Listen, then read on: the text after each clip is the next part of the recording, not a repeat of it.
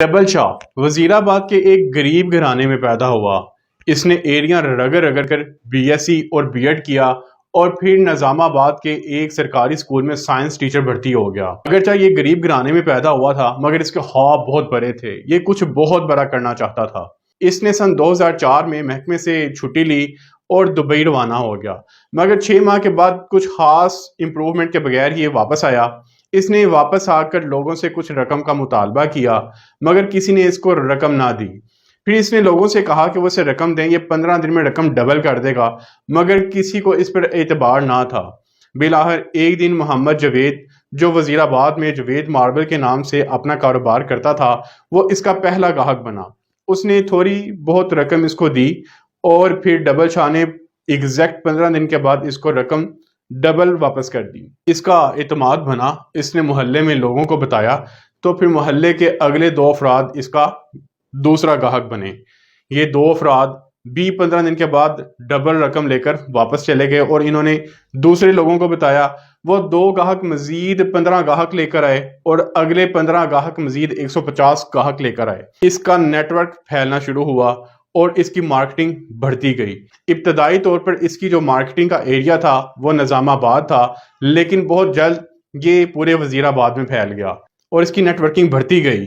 یہ پورے 15 دن کے بعد لوگوں کو رقم واپس کر دیتا تھا۔ اس کی ساکھ کی وجہ سے یہ اس کا جو گورکھ دھندا تھا یہ وزیر آباد کی حدود سے نکلا اور پورے گجرانوالہ کی ڈویژن کو اس نے اپنی لپیٹ میں لے لیا۔ گجرانوالہ، گجرات، سیالکوٹ، ناروول، منڈی بہاؤدین اور حافظ آباد سے لوگ اس کے پاس آتے اور اس کو رقم جمع کرواتے۔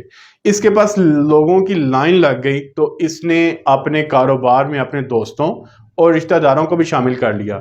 اس کے دوست اور رشتہ دار دور دراز کے علاقوں سے رقم اکٹھی کرتے، 5% ایز اے کمیشن کٹوتی کرتے اور باقی رقم اس کے پاس خزانے میں جمع کروا دیتے۔ یہ رقم ڈبل واپس کرتا جاتا۔ جب اس کی ساکھ کے اوپر لوگوں کے اعتماد بڑھ گیا تو اس نے رقم ڈبل کرنے کا دورانیہ بھی بڑھا دیا۔ یہ 15 دن سے 1 مہینہ، پھر 60 دن اور آخر میں 70 دن تک پھیل گیا۔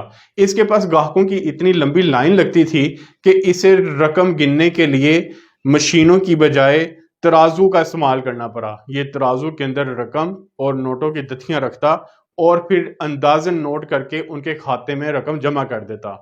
اس طرح سے اس کا کاروبار چلتا رہا۔ اس کا یہ کاروبار تقریباً 18 مہینے چلا۔ اس نے ان 18 مہینوں کے درمیان 43,000 لوگوں سے تقریباً 7 ارب روپیہ اکٹھا کیا۔ یہ 7 ارب روپیہ سن 2006 کی بات کر رہا ہوں۔ اگر آپ آج کے لحاظ سے اس کو کنورٹ کریں تو یہ 25 ارب روپے سے بھی زیادہ رقم بنتی ہے۔ ایک دن پھر ڈیلی نیشن کے اوپر ایک خبر چلی اور یہ خبر پورے شہر میں اور پورے ملک میں پھیل گئی کہ ڈبل شاہ کے نام سے ایک آدمی سکیمنگ سکیم چلا رہا ہے۔ یہ جو سکیم چلا رہا تھا اس کا نام بیسیکلی پونزی سکیم تھا۔ پونزی سکیم کے اندر ہوتا اس طرح ہے کہ انویسٹر سے رقم اکٹھی کی جاتی ہے اور اس رقم سے ہی لوگوں کو منافع دیا جاتا ہے۔ اس طرح سے جو ابتدائی طور پر رقم جمع کرواتے ہیں ان کو بہت زیادہ فائدہ رہتا ہے، لیکن بعد میں رقم جمع کروانے والے اپنی اصل رقم اور سرمایہ سے بھی ہاتھ دھو بیٹھتے ہیں۔ اسی طرح جب ڈبل شاہ کے چرچے ارد گرد کے علاقے میں پھیلے تو یہ ایجنسیوں کی نظر میں آ گیا اور اس کے برے دن شروع ہو گئے۔ ایجنسیوں نے اس کی ریکی کرنا شروع کی اور اس کو بہت جلد بے نقاب کر لیا۔ جب ایجنسیوں کو یہ پتا چلا کہ یہ state with in the state بنا رہا ہے اور ملک کے اندر اپنا ایک سکہ رائج کرنے والا ہے تو انہوں نے اس کے گرد گھیرا تنگ کیا اور ایک دن اس کو پکڑ لیا۔ جب ایجنسیوں نے اور نیب نے اسے پوچھ گچھ شروع کی تو پتا چلا کہ یہ اب تک 7 ارب روپے لوگوں سے بٹور چکا ہے۔ نیب اور ایجنسیوں نے تمام تر اس کے اثاثے، اس کی سیفیں، اس کے ترازو چھان مارے مگر وہ 3 ارب روپے سے زائد رقم وصول نہ کر سکے۔ اس کے اوپر کریمنل پروسیڈنگز چلیں اور اس کو عدالتوں میں گھسیٹا گیا۔ جب عدالتوں میں گھسیٹا گیا تو اس نے اپنے آپ کو بینکرپٹ ثابت کر دیا۔ عدالتی یہ کاروائی تقریباً 5 سال چلتی رہی اور پھر عدالت نے اس کو 14 سال کی قید سنا دی۔ عدالتی جو سزا ہوتی ہے اس میں 24 گھنٹے کا ایک دن 12 دن کا شمار ہوتا ہے، لہٰذا اس لحاظ سے اس کو 7 سال کی قید سنائی گئی۔ اور عدالتی طریقہ کار کے تحت جو ٹائم پروسیڈنگز کے درمیان سزا دینے سے پہلے بندہ گرفتاری میں کاٹتا ہے وہ بھی گرفتاری ہی شامل ہوتی ہے، لہٰذا جس دن اس کو سزا سنائی گئی اس دن اس کو مزید صرف 2 سال کی سزا مزید کاٹنی تھی۔ اس کو اس کے وکلا نے مشورہ دیا کہ یہ کوئی رقم واپس نہ کرے، چپ چاپ 2 سال کی جیل کاٹے اور اس کے بعد واپس آ جائے۔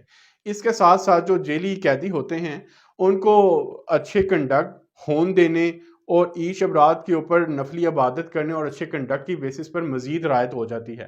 اس کی سزا میں بھی مزید رعایت ہوتی گئی اور یہ 2 سال سے پہلے ہی کوٹ لکھپت جیل سے نکلا اور اس کے حوالی اس کو پرتپاک استقبال کرتے ہوئے شہر وزیر آباد لے گئے۔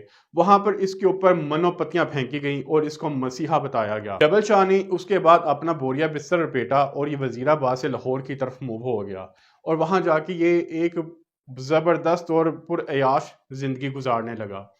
اب نہ اس کو یہ ڈر تھا کہ اس کے اوپر ایجنسیاں ریڈ کریں گی اور نہ اسے کسی پولیس سے اور نہ ہی کسی خفیہ ادارے سے کوئی ڈر تھا، کیونکہ یہ وہاں پر 3 ارب روپے دے کر سارا حساب کلیئر کر چکا تھا اور اس کے وکیل اس کو بینکرپٹ ثابت کر چکے تھے، لہٰذا اب یہ ہنسی خوشی اپنی زندگی گزارنے لگا۔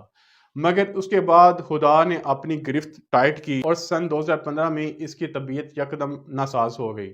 اس کو اس کے دوست احباب پنجاب انسٹیٹیوٹ آف کارڈیالوجی لے گئے، وہاں پر معمولی علاج کے بعد اس کو گھر لے آئے، لیکن چند دن بعد اس کے اوپر شدید دل کا عارضہ آیا اور یہ دنیا فانی سے رخصت ہو گیا۔